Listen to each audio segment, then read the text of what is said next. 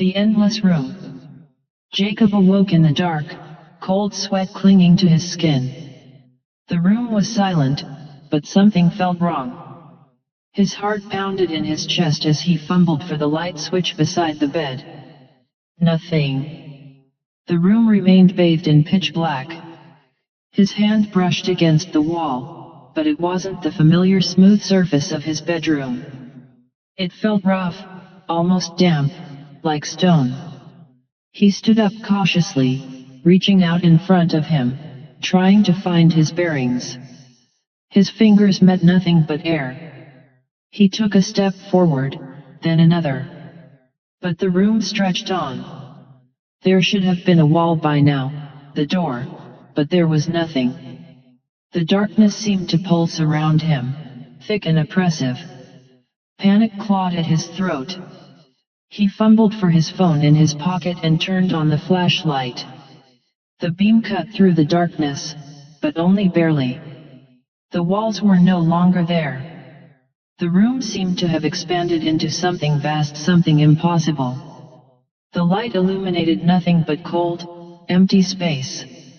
His breath quickened, and a cold realization crept into his mind.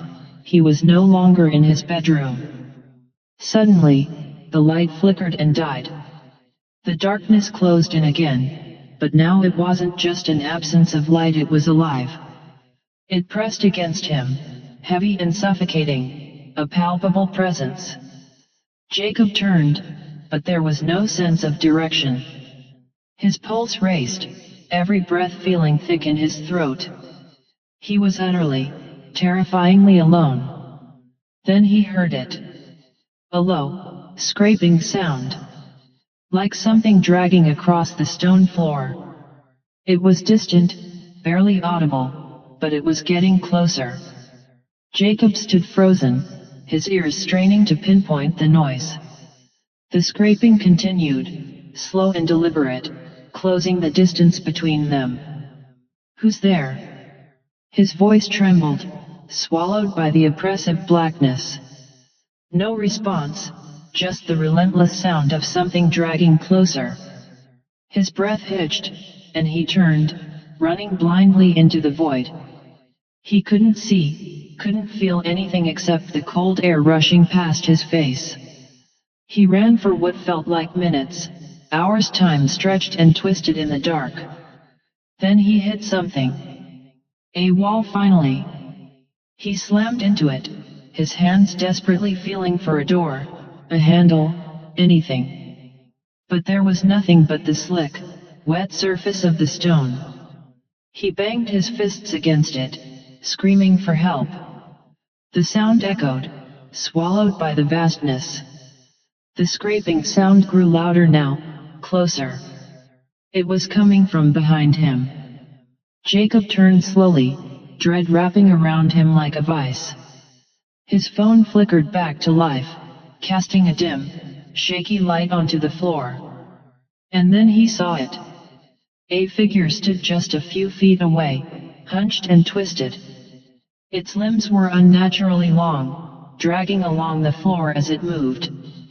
The thing's head jerked toward him, and where there should have been eyes, there were only hollow, empty sockets.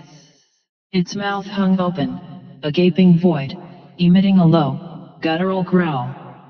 Jacob couldn't move, couldn't breathe. The creature stretched one long, bony arm toward him, fingers curling like talons. The scraping sound was its nails against the stone. He stumbled backward, but there was nowhere to go. The wall behind him offered no escape, no refuge. The creature's growl deepened, and it lunged forward, closing the distance in an instant. Jacob screamed as the darkness swallowed him. When the police finally broke into Jacob's apartment, they found his bed neatly made, his phone lying on the pillow. But Jacob was gone.